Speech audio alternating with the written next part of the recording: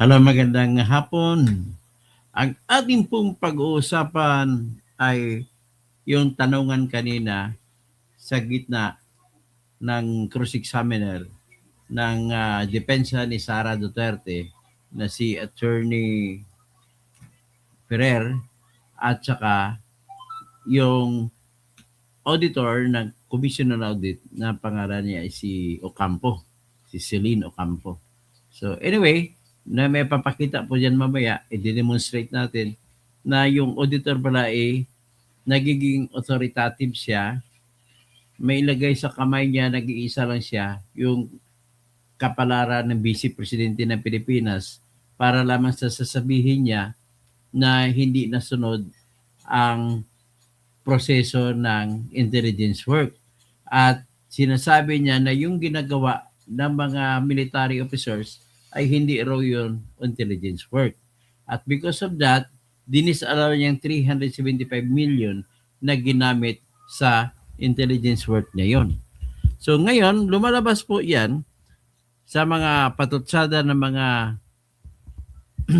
prosecution sa kanila ni Luis Tron na side na pinapalabas po nila sa kanilang mga pinapaviral na mga kwento na si Sara Duterte daw ay ginamit niya ang kanyang confidential fund sa pamimigay ng mga ayuda, sa mga libreng sakay, sa mga pagbibigay ng tupad, pagbibigay ng lahat ng klaseng activities niya, sa kanyang gift giving, sa kanyang mga Christmas celebrations, sa kung saan siya pupunta. So pinapalabas nila na yung pera mismo ng intelligence work, intelligence fund ay ginamit dun sa pamimigay ng mga ayuda. In other words, they are making it appear na imbis gastusin sa pagbabayad ng mga intelligence information ay ginagasta direkta pinamimigay sa mga tao. Hindi po yan pala lumalabas. Lumalabas din po kung bakit ganon ay hindi pala naintindihan ng auditor ang kanyang ginagawa. You imagine ang auditor kapag magdesisyon na hindi nararapat ang pinagkagastusan mo, so ang mangyari niyan, i-disallow. Kung ma-disallow, ay ipapabalik sa opisyal, sa Vice Presidente, ang sinasabing pundo na hindi tinanggap ang resibo. At kung hindi tinanggap at ma-disallow, magiging pwedeng maaring gamitin at magkaroon ng impeachment sa opisyal kay Vice President Sara Duterte. Kaya nga nagkaroon ng impeachment ngayon, isa sa kaso na ginagamit o sa facts of the case na ginagamit ng impeachment prosecutor ay ayon sa kanilang akusasyon, ito po mga intelligence fund ni Sara, kagaya particular po isa binigay noong 2023, ay ginamit lamang po sa pamimigay ng bako, pamimigay ng labesa. Yun po ang kanilang impresyon. Hindi nila binigyan, hindi man lamang inuri ng auditor na hindi man lang yung sinaalang-alang na dapat ay magiging maingat siya kasi nakasalalay po sa kanyang desisyon kung ang presidente ay, vice presidente ay dapat impeach o hindi. Nagdesisyon siya na hindi tanggapin kasi ang desisyon niya ay hindi naman daw yung ginamit sa intelligence information. Bagkus, nagkaroon ng impresyon sa mata ng publiko na ginagamit lamang sa pamimigay ng ayuda overall. Okay, ito ngayon, ipakita ko sa inyo pero bagong lahat, mag-music muna tayo.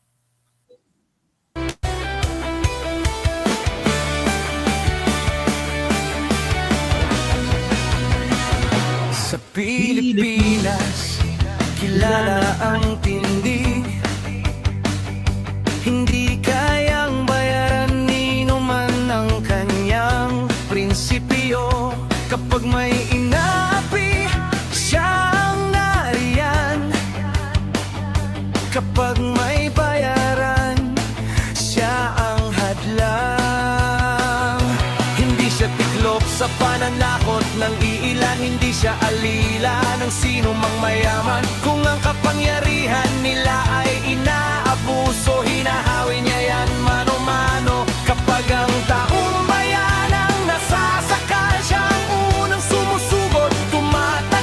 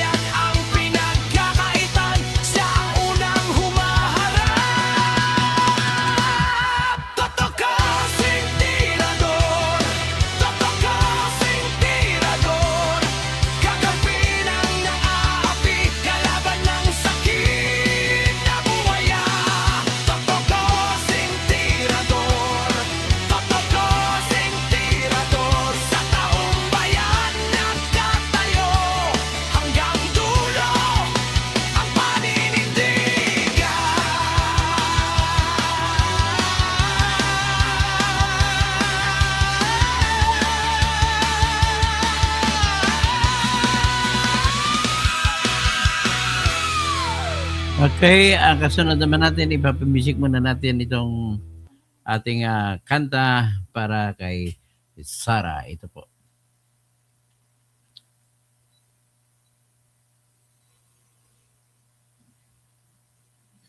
Sara, Sara, wala nang iba. Sara, Sara lang pag-asa. Sara, Sara, siya lang makapakulong. Mga kontraktor ubusin niya. Si BBM Sandro ikulong niya. Si Tamba Zaldi ikulong niya. Tapang at malasakit ibalik para bayan ay manahimik. Durugin ang sindikato sa korte, sa DPUA, sa DS Void, sa PhilHealth. Okay, proceed po tayo. Ito, nagbigay na po ako ng magbibigay ko ng konteksto kung paano at saan at para saan itong ating pag-usapan sa ngayon. Pero bago na yan, ay may shoutout po na kay Christopher de la Cruz, de los Santos, sa Chris, no? Si Romel Bengson, naimbaga malim sa mga kabsat ko. Tapos, si Rosa de los Reyes, dali ang prosecution, mahina ang witness nila, walang alam sa intelligence operation. Yan nga po ang nangyari. Kaya pala dinisalaw o hindi tinanggap ang resibo ni Sarah na sinumite para sa kanyang intelligence fund. Lumalabas po na hindi alam ng auditor ang intelligence work. Bakit naman ang kuwa, bakit naglagay ng auditor na hindi alam ang intelligence work? Yan ang problema natin. Sabi naman ni Jing Anciano, good morning sir. Dr. mabuhay po kayo, watching from Bahrain. Okay. Tapos si Glenn Mac, Dr. good morning. So, Benvenido Requetillo, Dr. Toto, good morning, good afternoon pala.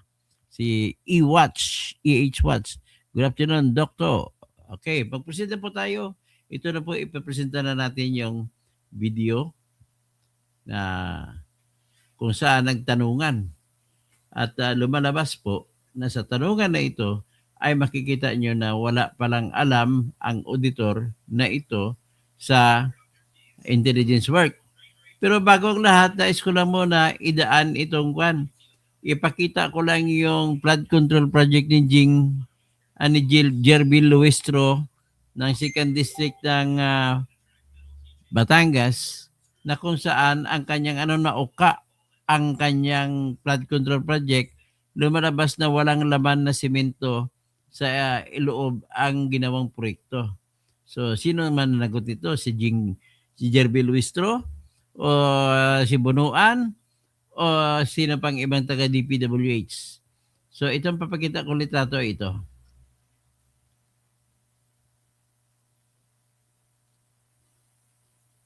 Lalo na ngayon sa EDSA, lumalabas sa EDSA, pinakontrata ni Vince Dizon sa kaibigan ni Edwin Gardiola ang pag-asphalting sa EDSA.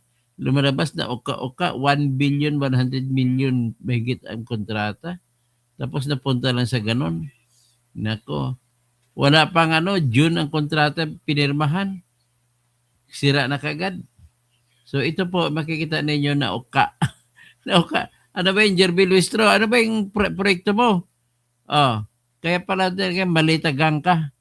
Sinabi rito ni si Hiro ng PGMN, genuine question, ito ba ang circumferential road na sinimulan ng gawin noong 2023? Kung same ito, may statement na ba si Jerby Luistro rito? Kung totoo nga, ang picture na ito na sinend sa akin, nako, hindi ito pwedeng ayusin ng simpleng tambak lang. Ang nipis ng simento, ilang parte ng daan na ito.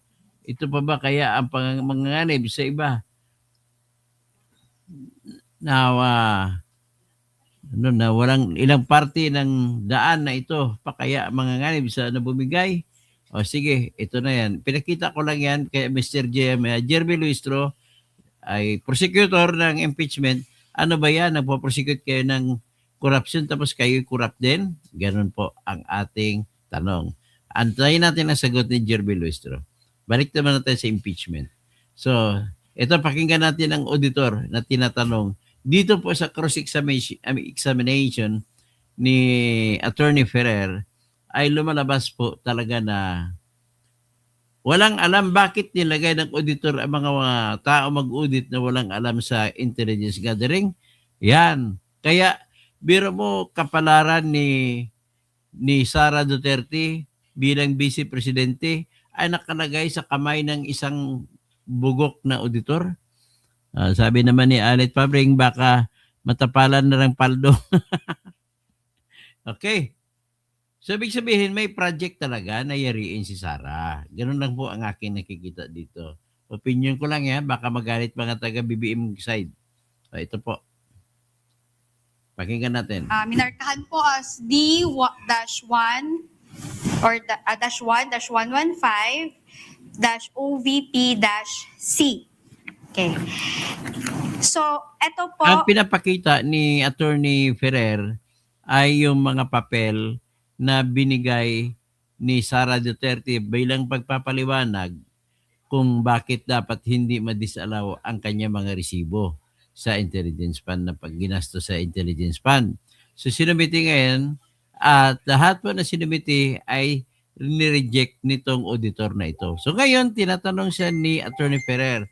Pinapakita sa kanya ni Attorney Ferrer yung mga papel na yun na binigay ni Sara Duterte at pinareview sa kanya, pinapakonfirm kung yun nga ba mga papel at sa bandang huli ang tanong, despite all of this ay nireject mo, hindi ang tingin mo rito hindi intelligence work. Ganun po yan. So pakinggan natin.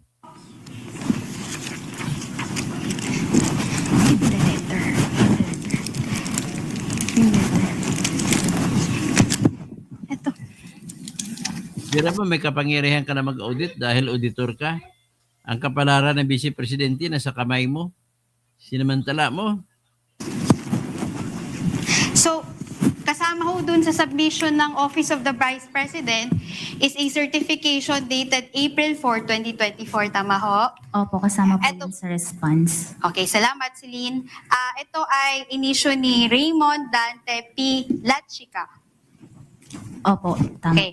Si Raymond Dante Pinachica po, yan po yung chief ng Vice President's Office na security. At siya rin po ay Army Colonel at siya po ay hepe sa intelligence work para sa Office of the Vice President. So, nag-report sa kanya sa CUA, ang nagsubmit din ng report ay yung intelligence officer. Pero hindi nila tinanggap ang report ng intelligence officer at ginawa nila na dahilan para sabihin na hindi pumasa ang mga paliwanag ni Sara kaya dapat ibalik ni Sara ang intelligence fund na 375 million pesos. So, sinasabi ho dito sa first paragraph, this is to certify that the confidential activities such as surveillance and information gathering were performed in 127 areas during the first quarter of CY 2023 and 111 areas during the second quarter of 2023, which enabled the team to prevent untoward incidents from transpiring during the engagements of the Vice President and the implementation of the programs of the Office of the Vice President, including the establishment of 3 new satellite offices, Isabela, in Cagayan Valley, Bicol, and BARM, and the implementation of OVP Libreng Sakay. Okay, lahat yan Ibig sabihin, nagre-report po si Colonel Lachica na nagsagawa sila ng 122 intelligence operations. Yung ginawa na niya, gathering of information para maprotektahan ang lahat ng mga activities ng Vice President na walang untoward incident, na ibig sabihin walang aambus, walang papatay kay Vice President. Ganun po ang protective intelligence work. So, na-misinterpret, obviously, ng auditor na nakatingin sa doon sa mga activities na pinoprotektahan, kagaya ng pamimigay ng lamesa, pamimigay ng bangko, pamimigay ng pagkandak ng mga Christmas party, pagbibigay ng mga ayuda, mga libreng sakay, na misinterpret ng auditor o kaya talagang walang alam, doon daw ginastos sa pamimigay ang confidential fund. Hindi po. Kung binasa mo ng maayos at naintindihan mo yung report ng intelligence officer na si Colonel Raymond Dante La Chica, ang ibig niya sabihin, nag-conduct sila ng 122 operations ng intelligence work para malaman kung mayroon bang tao na balak mag-istorbo o balak pumatay o balak mag-assassinate kay Vice President Sara Duterte. See that, Celine? Yes po. Okay, salamat. Pero sinabi nyo sa findings nyo na it doesn't pass the proof of success of the intelligence activities, correct? Yes po. Okay. Under At mira mo ha, hindi daw nakapasa. Nag-report, hindi ka nga military officer, hindi ka pa nga nakapag-aral kung anong klaseng intelligence work, tapos magde-decision ka na hindi intelligence work. Ganun po klase bakit nangyari si Sara Duterte. Pinabalik sa kanya yung sa 2023 na budget. Dapat may 500 million, hindi niya ginasta ni Sara yung bandang dulo kasi nagkaroon ng issue. Binalik na lang niya, tinigil nila hanggang sa 375 million. So, ganun po klase ang auditor na meron tayo. 0.8.5, Okay. hindi po siya Sige. sufficient. So, kasali ho diyan sa letter na yan are what we call as Protective Intelligence Operations Report for the engagements of Vice President Sara Z. Duterte. Nakita niyo ho ba yon? Opo, tama po. Okay. So, sa bawat quarter na yon, may summary of intelligence work. Nabasa niyo ho ba yon? Yung summary po nung Ang tanong ko, nabasa niyo ba bawat quarter yung summary of intelligence work? yung kwan po, narrative po nung ano yung activity, date, Okay. location, Okay. yung timeline po. Sige po. Nakalagay Okay, po. dito na ngayon, inisa-isa na si Attorney Ferrer. Nabasa mo pala ang mga report, pero bakit? Tingnan natin, tanongin kita isa-isa. Dito malalaman na hindi para naintindihan o talagang sinadya niya na hindi tanggapin ang mga paliwanag ni Colonel Raymond Dante La Chica. Sa PIOR. So I'll take that answer, no? So Please. Ay, nang-istorbo na naman si Kapuna, no? Si Tanda. Never mind, Your Honor. Anong ginawa niya? Mag-object tapos never mind. Istorbo talaga. I'm She showing might you take this my answer, Your Honor.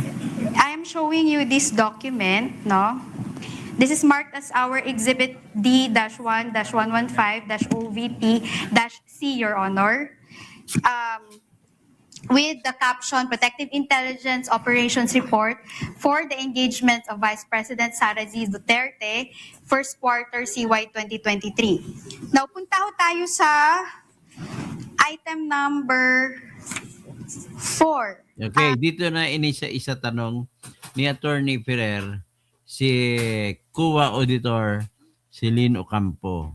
Inisa-isa tanong yung mga report ni Colonel La Chica. Ano tingin niya dito? Ano ba ito? Of intelligence operation na trabaho o hindi? Yan. Okay, number 2 muna tayo sa scope, no? You can read it with me. This report pertains to the narrative of events and accomplishments of VPSPG in terms of protective intelligence. Do you confirm that? Protective intelligence operations. Opo, tama po. During the engagements of Vice So, ibig President. sabihin, nabasa niyo na ang salita niya, no, ginamit yun sa protective intelligence operation. Baka hindi niya alam ibig sabihin ng protective intelligence operation. President Sara Z. Duterte for the first quarter of CY 2023. Do you confirm that? Opo, tama. All right. Number 4, punta tayo sa number 4. Item 4, you can read it with me. The protective intelligence activities carried out in support of the Vice Presidential Security and Protection Group's protective security operations for the places of engagement of the Vice President Sara Z. Duterte or Vice President Sara Duterte from January 1 to March 31, 2023 are listed below. So nakita niyo yan. Sakto yung basa ko ng narrative. Opo, nakalagay po yung Nabasa din rin pala eh. Oh, engagement. Okay, salamat. nabasa niya pala ang report eh. Pero ang desisyon niya, dininay. Pinapabalik pang pera. No? Letter, pero nakalagay ho dito in support of the Presidential Security and Protection Group's protective security operations. Based po sa document. Alright, sige. Letter A. Nakalagay dito ika 106 na taong pagkakasarinlan ng Bustos Minasa Festival Ceremony Opening. So nakalagay date covered January 2 to January 10, 2023. Location, BMA Park, Poblacion, Bustos, Bulacan. Number 3, probable threats, NPA and criminalities. So number 4, detailed intel collection team, ICT. Nakita niyo ba yan? Opo, based po sa document. Okay, salamat po. Nakalagay ho sa timeline of activities na to, may nakalagay yung table, no? Tingnan lang natin isa-isa, no? Kung ito ba talaga ay intelligence work o hindi, no? So, etong number 5, tingnan ho natin yung item number 5. Liaising with intel operatives and respective informants of the PNP for the data information gathering needed for the threat assessment on criminalities in the municipality of Bustos and its neighboring communities. Ano yan? Intelligence work ho yan? Or ano lang ng admin work lang ng Office of the Vice President? Ang pagkakaintindi ko po dyan, yan yung naging part ng ano yung activities, yung sa... Hindi, tatanungin kita, based on how it appears, ano ho yan? Liaising with intel operatives, ano ho yan? Normal lang ho yan sa Office of the Vice President na mag-liaise with intel operatives? Or part ho ba yan ng intelligence work? Sa tingin nyo lang ho.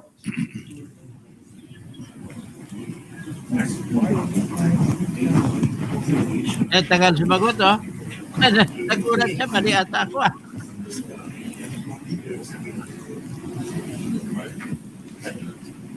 Papasok po siya sa intelligence gathering. Okay, salamat po. Number 7, intelligence fusion with for the threat assessment and situation update. Ano ho yan? Papasok ho yan sa intelligence or normal work lang yan ng OVP? Sa intelligence. Salamat po.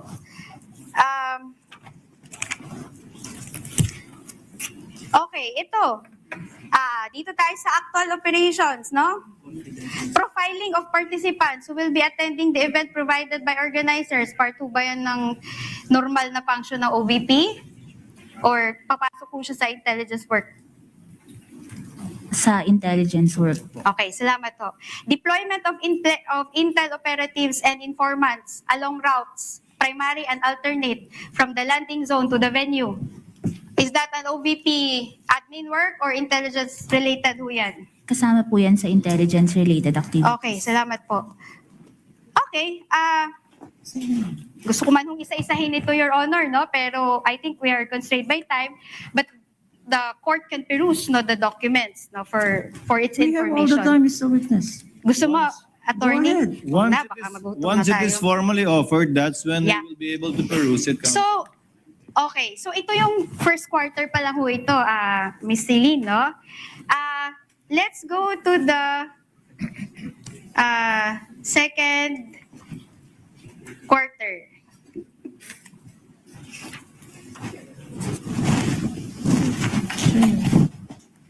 Okay. So, punta ho tayo sa second quarter ng 2023. So in other words, na-present na po yung first quarter, ibig sabihin po January to March na gastos para sa intelligence work.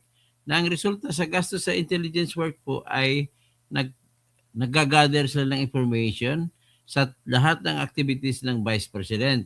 Pumunta siya sa Bustos at siyempre namigay din siya doon na kung anong dapat ibibigay at pumunta rin siya sa ibang lugar para kung ano magpapatupad ng magbibigay ng libreng sakay o whatever.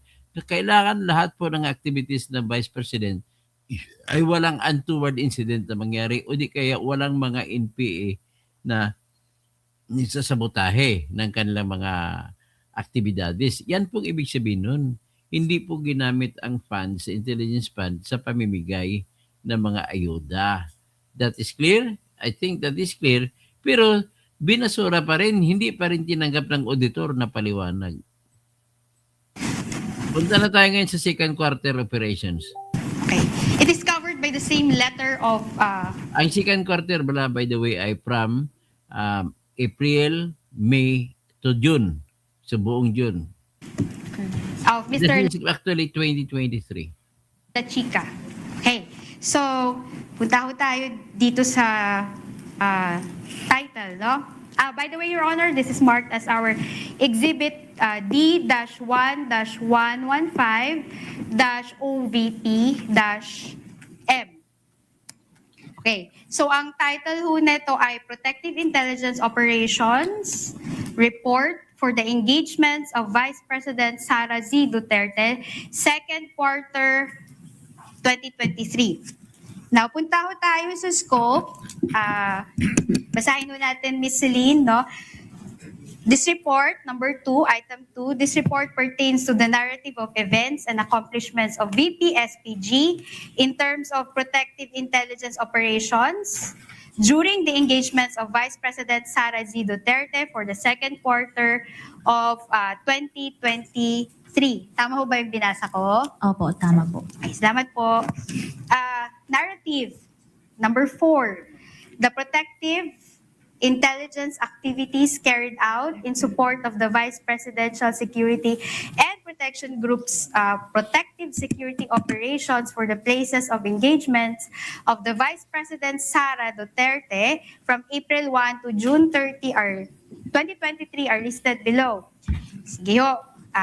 Letter A, puntahan ho natin yung letter A, no?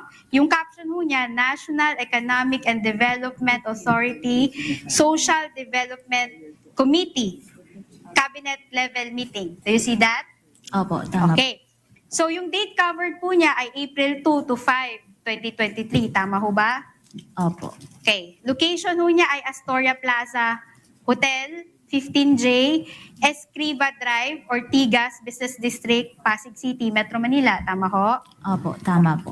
Okay, thank you. Nakalagay ho ang possible threats. Letter A, cost-oriented groups, open close parenthesis, NDF. And letter B, criminal groups. Nakita niyo ho ba yan? Opo. Okay.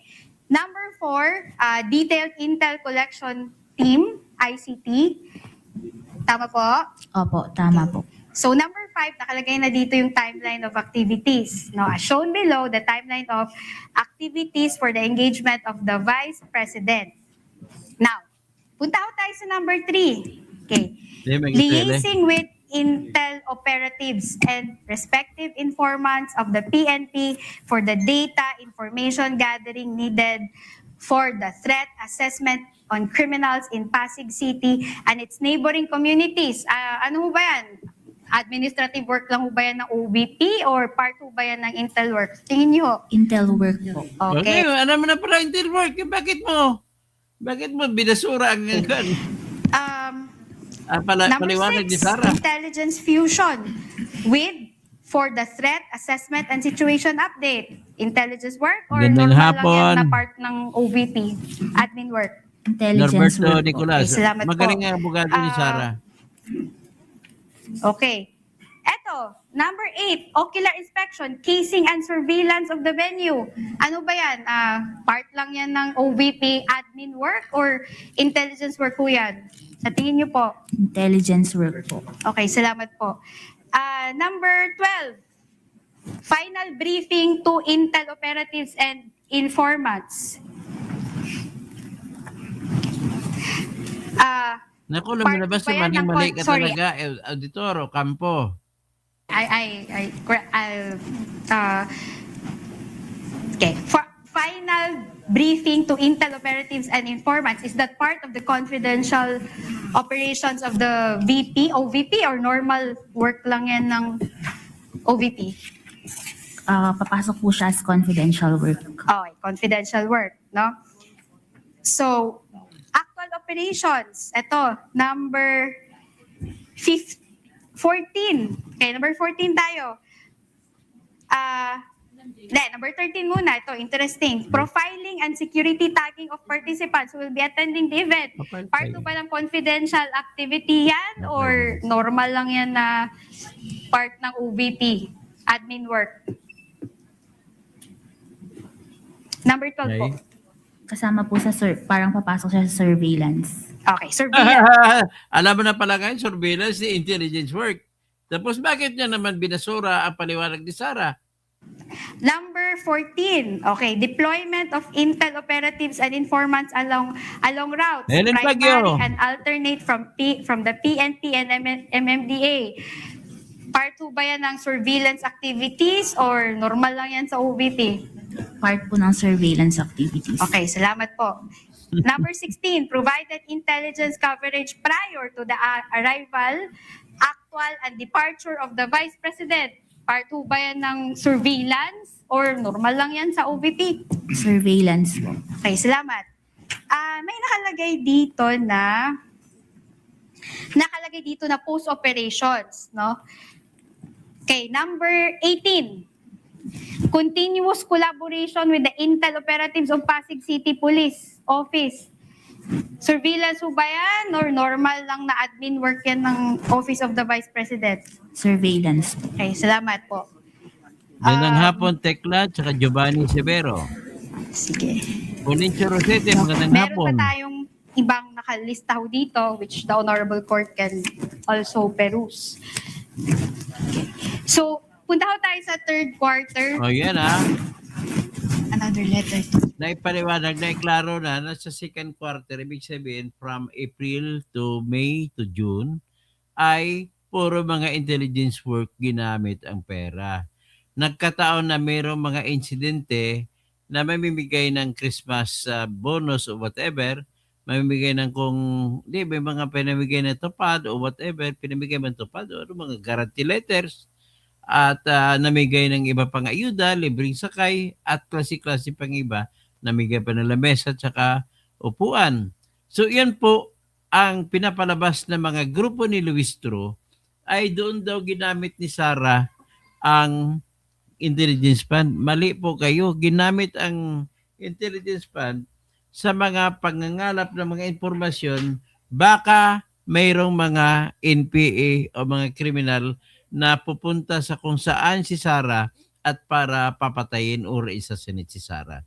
So ngayon, dadako na tayo ngayon sa third quarter na itatanong sa kanya ni Attorney Ferrer. Ang third quarter ay magsimula sa July, August, September. Yan.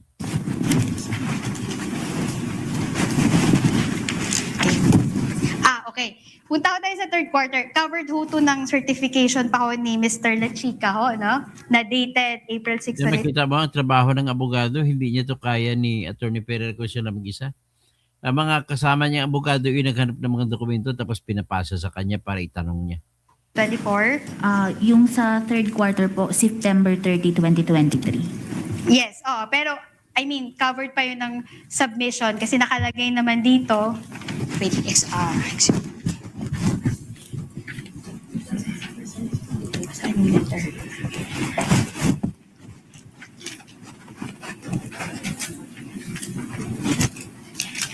Excuse me lang, Your Honor. I will confer with my counsel. So, ladies and gentlemen, as of this stage, Ayun na. naklaro So, na natin na wala pala talagang kasalanan si Sarah.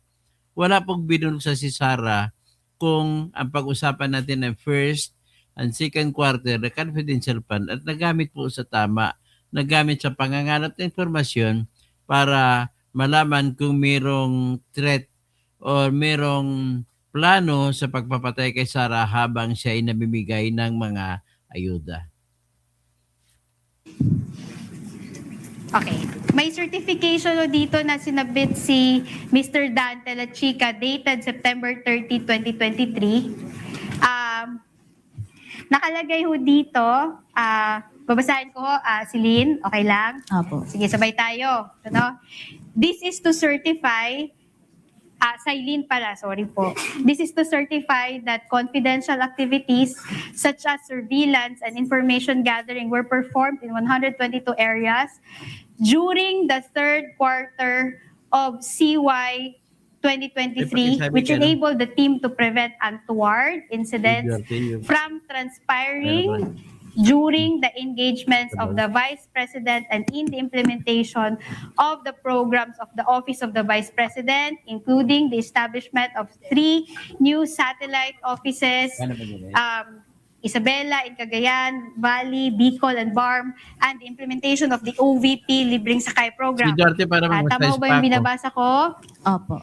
Okay, so ito ho yung naging support niya, proof of success of the information gathering na sinabit ni Office of the Vice President. Tama ho? Opo, response po nila sa AOM for the third Salamat quarter. po. Your Honor, this has been marked as Exhibit D-1-116-OVP-B for the court's information.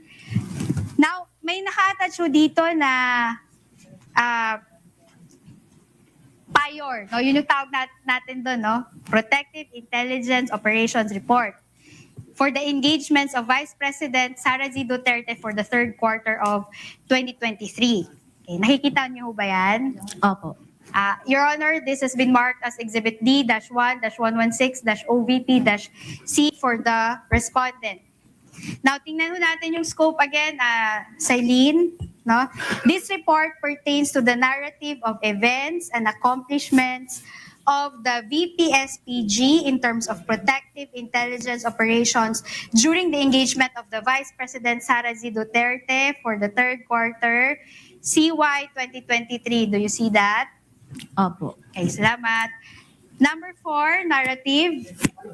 The protective intelligence activities carried out in Wala support pang of the Vice Presidential Security and Protection Group's protective security operations for the places of engagements of the Vice President Sara Duterte from July 1 to Joy. September 30, Sabi ni Ngelo 2023 doon are yung listed charger, yung below. puti. Tama ba yung Yung- binabasa ko? Opo, Sa tama po. MacBook. Okay, thank you. So letter A, may nakalagay ho doon, DPWH inauguration and opening of Davao City Coastal Bypass Project, Segment A. Date covered, June 28 to July 1, 2023. Location, Davao City Coastal Road, Times Beach, Ecoland, Davao City. Sakto? Sakto pa yung binabasa ko? Opo, tama Okay, po. thank you. Probable threats. Letter A, cause-oriented groups, open close parenthesis, NDF. And letter B, criminal groups. Tama po? Opo, Okay, tama. thank you. Number 4, detailed intel collection team, ICT4. Tama po? Opo. Okay, number 5. Mirayente.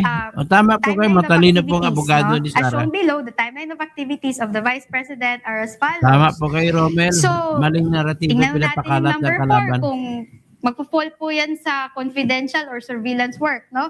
Number 4, liaising with intel operatives and respective informants of the PNP and AFP for the data information gathering needed for the threat assessment on criminalities in Davao City and neighboring areas. Does that fall under confidential activity or normal lang yan sa administrative work or normal administrative work lang yan ng OVP? Papasok po siya sa surveillance. Okay, ngayon ba't alam mo na ngayon surveillance work? Bakit mo dinisalaw? Biro mo, ang kapalaran ng Vice Presidente na sa kamay mo?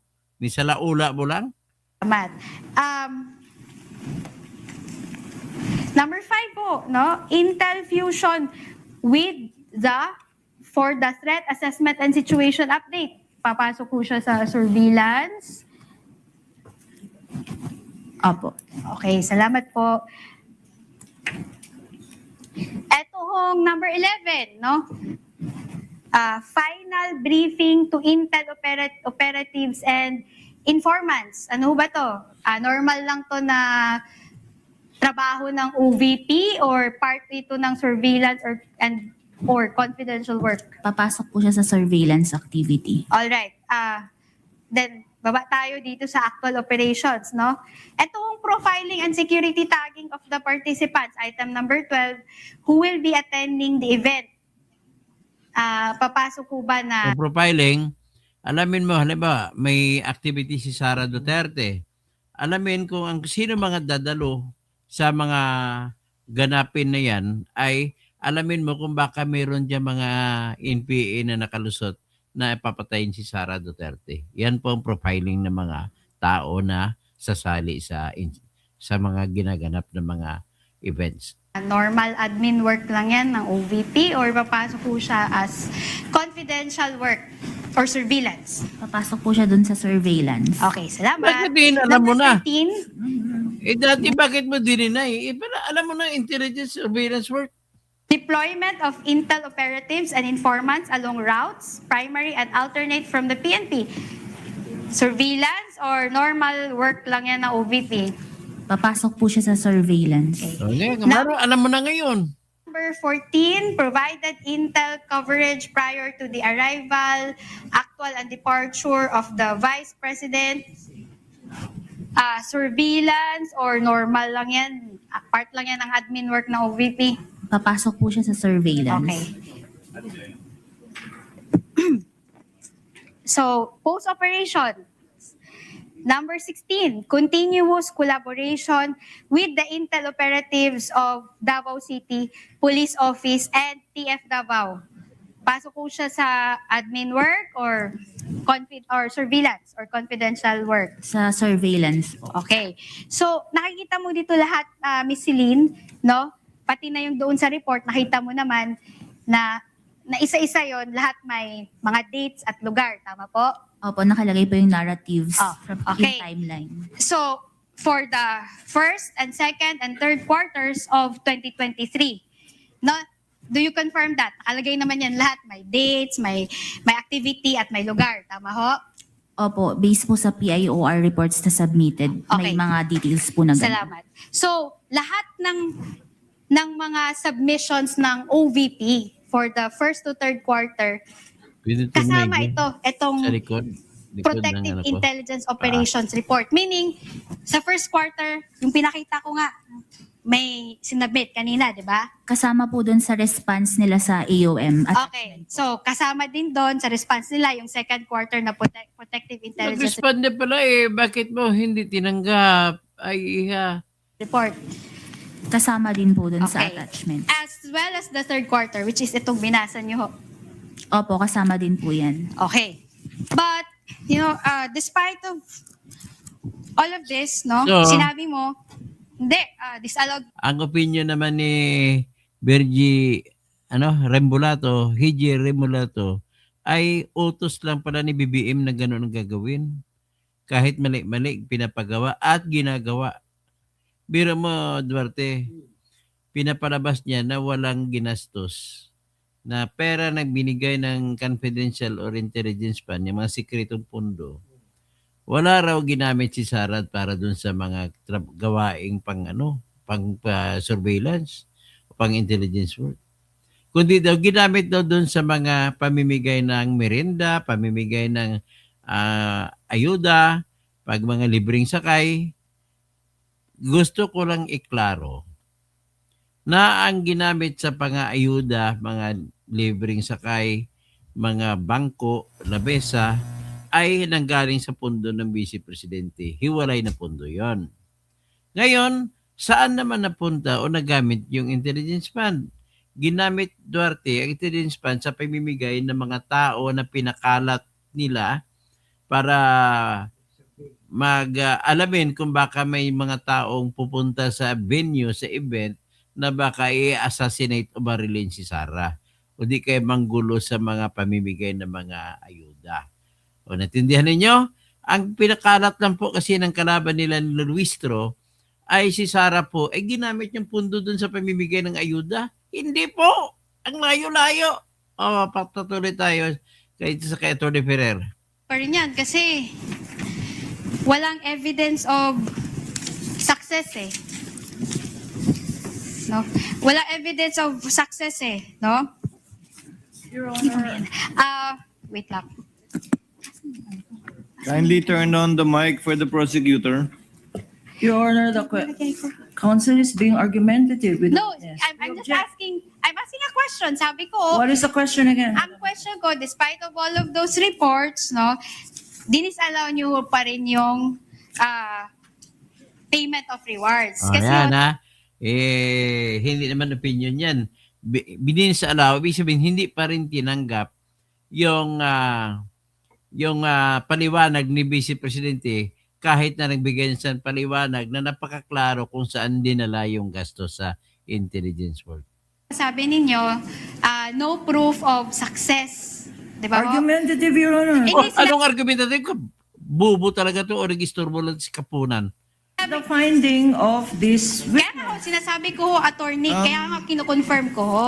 Counsel, if you please. Witness may answer. Objection is overruled. Witness said that... Ayan, ay, nasampal ka na tuloy, Kapunan. Inoverall ni Jesus Cudero yung objection mo. She indeed disallowed and or gave AOMs because there was no proof of success. I even remember her saying, wala naman daw nahuli. So please answer, Celine. Yes po, kasama po yun sa notice of disallowance ko na na-issue noong March 31, 2026. Hindi po Biro sufficient. mo siya ang naggumawa ng nagbadisalaw. Biro mo ha? Isa ka lang di hamak na ano ka lang? Auditor? CPA? Tapos sa kamay mo, magdesisyon ka, tanggalin mo yung vice presidente sa pwesto? No, di ba na? Tama ba yun? Maglagay kayo ng tao dyan o inutusan na talaga kayo na gano'n gagawin? Yung PIOR and Unang-una, hindi mo naman alam, wala ka naman doon nung gumawa ng information gathering para malaman kung may threat, kung may nagbabalak ba na patayin si Sarah. Yun ang inaano doon. Bago pupunta si Sarah sa isang lugar, alamin muna sa pamamagitan ng intelligence gathering kung mayroong nagbabalak na patayin si Sarah o hindi. So ngayon, ano ang pruweba ng pagtatagumpay? Kung walang nangyari, yan, Duarte, ang pruweba na tagumpay ang operasyon. Tama ba ako, Duarte? Uy, naku. Mabuti pa si Duarte, nagmamasahe sa akin. Alam pa ko anong ibig sabihin. Ito, papatuloy natin. certification na evidence na nagpapakita ng success ng information gathering. Okay, I get that. But are you aware that one of the purposes... Lumalabas pala dito sa kanya, gusto niya palabasin Duarte na para masabi man na matagumpay, dapat may nahuli. Limitado lamang ang kanyang alam. Kung walang nahuli, hindi na success yun. Yung PIOR and certification na evidence na nagpapakita ng success ng information gathering. Okay, I get that. But are you aware that one of the purposes of intelligence work is crime prevention? Your Honor, please, may we know Ayan, where this is leading? Because we are not talking about intelligence funds. We're talking Well, about confidential funds. So I Confidential confirmed my funds. question, Your Honor. Counsel, kindly Yes. wait for Attorney Kapunan to finish with her objection. Are you referring to Counsel, I will rephrase my question. I will rephrase my question. counsels, please address the court, not Your each Honor, other. please. Your Honor, please. Your Honor, please, may I object to this line of questioning? In fact, I have not stood up because all the questions referred to intelligence funds, Your Honor, when the topic today is confidential funds. And I would like to put that on record, Your Honor, especially this last question, where she Your Honor. specifically refers to conclusions as to use of intelligence funds. The objection is noted, and counsel has already stated that she will rephrase, kindly rephrase, Attorney Christine. All right. So, ang tanong ko Attorney kanina, Christine no? Ferrer. Sabi nyo nga, no? Dinisallow nyo yung rewards kasi nga walang evidence of success ng information gathering. Tama ho? Opo. Okay. Kasi nga ho, gusto nyo ho ng proof na may nahuli. Sinabi nyo yan kahapon sa testimony nyo. Yes po, kasi naipakita po doon yung probable threat. So ang hinihanap na proof of success is kung may na-apprehend. Okay, apprehended. Paano naman kang So, ang walang nangyari, walang nahuli, pero wala naman nangyari. Hindi ba proper success yan? Apprehensions, no? So, ang tanong ko sa'yo ngayon, alam niyo ho ba, no? Do you know that one of the purposes of a confidential activity or a surveillance is crime prevention? Alam niyo ba yon? Ang sa confidential, Hindi, alam niyo ho ba yon? Tanong ko lang ho, alam niyo ho ba na isa sa mga purposes ng surveillance or ng confidential work ay crime prevention? Alam niyo ho ba yon? Kasama po ang crime prevention pero depende rin po Hindi, ito sa just mandate, answer my question, ng yes or agency. no. Attorney Do you- Celine, Do you agree? Yeah. kasama po ba yon o hindi? Yung sa crime prevention po, kasama po yun sa Wait, pero let her depende answer. pa din po ito sa sa mandate po ng Ang agency. ganda lang, kasama po ba siya sa surveillance at paggamit ng confidential fund, crime prevention? Yes or no? Opo, kasama po. Okay, salamat, Celine. Okay. In fact, meron tayong 3 klase ng surveillance work. Alam niyo ba 'yon, Celine? May background ho kayo sa mga surveillance, intelligence work, confidential work. Based lang po sa joint Wala circular na talaga siyang alam, kunwari. Tapos magdesisyon ka na hindi tatanggapin ang resibo ni Sarah. Wala ka palang alam eh!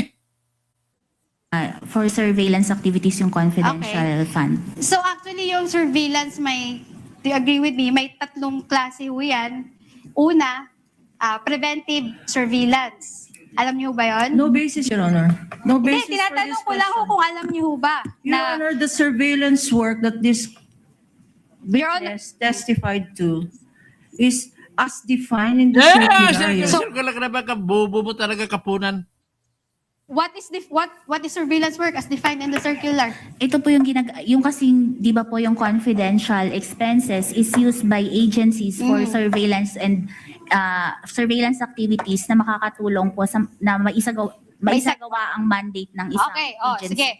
Sige, nandun na tayo sa may sagawa yung mandate nila.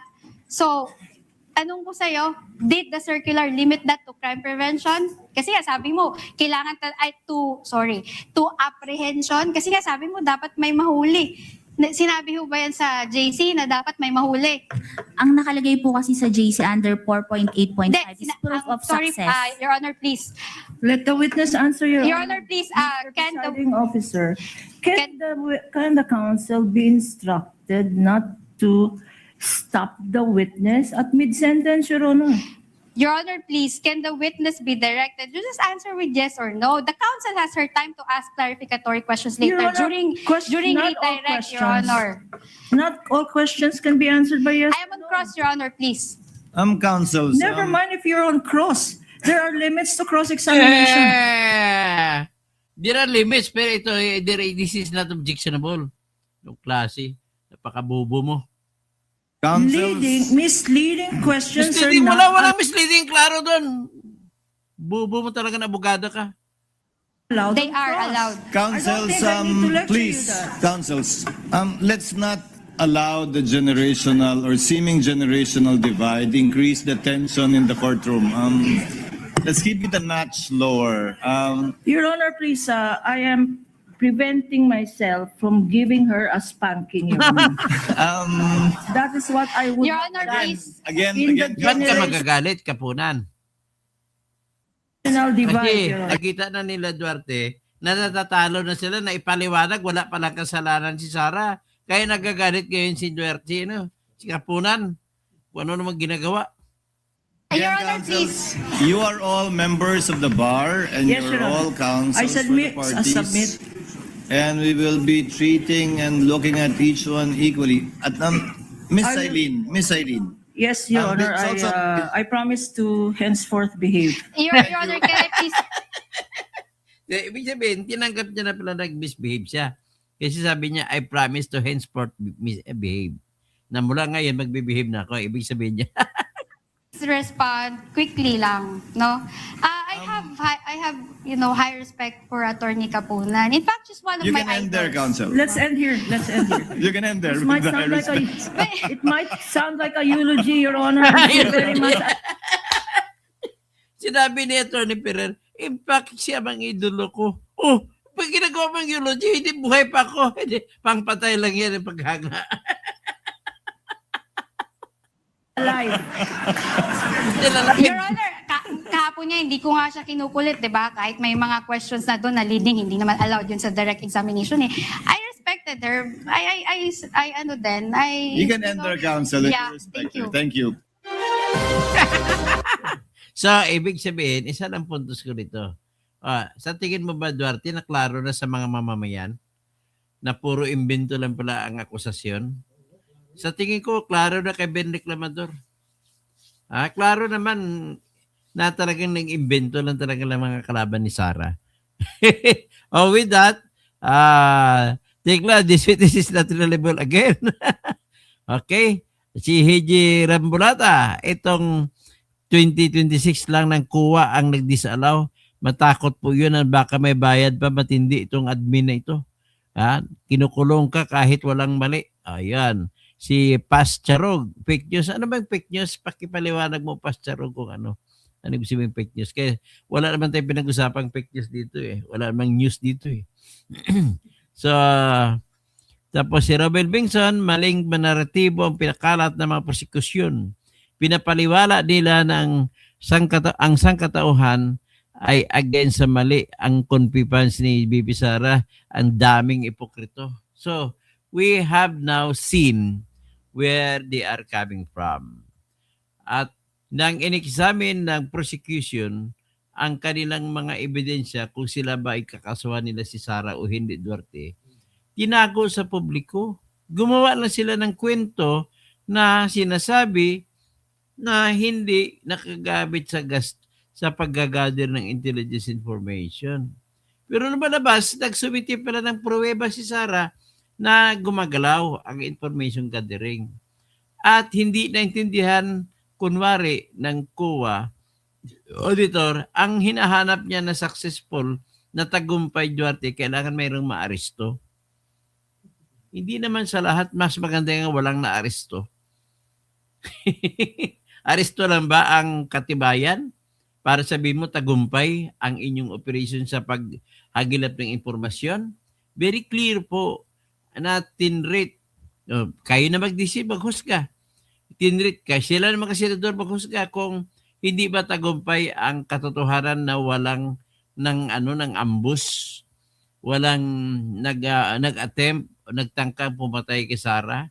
Kasama po yan sa intelligence work nila. Okay, Heiji Rambulat, Benny Camador, mahina ang critical thinking nyo at hindi kayo nagre-research ng karakter ng tao kung sino ang honest at bolero, mayabang. Oh, ba't nasabihin ka nito, Benny Camador? Nag-imbento lang ba ang kuwa? O nag-imbento lang po ang kuwa talaga ng kwento nila. Maraming salamat po.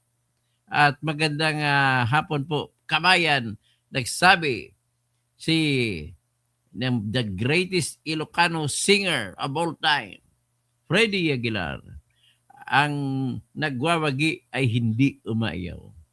Ang umaayaw ay hindi nagwawagi.